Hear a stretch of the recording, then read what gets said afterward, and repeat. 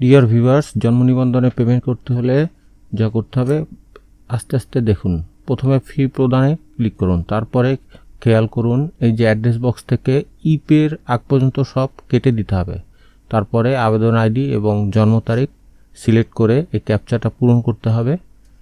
তারপরে সার্চ দিতে হবে। এরপরে নেক্সট প্রেস করতে হবে। তারপরে অটোমেটেড চালান সিস্টেমে আসবে। এখান থেকে আপনাকে সিলেক্ট করতে হবে সোনালী ব্যাংক লিমিটেড। এরপর সেভ অ্যান্ড কন্টিনিউতে ক্লিক করতে হবে। এরপরে আপনি মোবাইল ব্যাংকিং যে অপশনটা দেখতে পাচ্ছেন এখানে ক্লিক করবেন। এরপর আপনি চাইলে বিকাশ বা নগদ থেকে আপনি পেমেন্টটা করতে পারবেন। এখানে কনফার্ম করুন।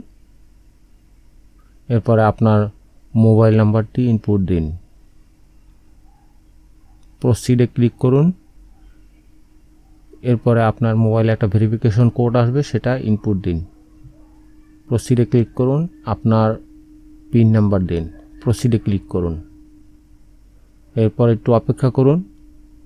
অপেক্ষা করার পরে এই লিঙ্কে চালানের কপি, এই লিঙ্কটার উপরে ক্লিক করুন।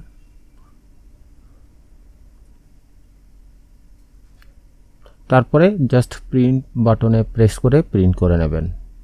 ধন্যবাদ।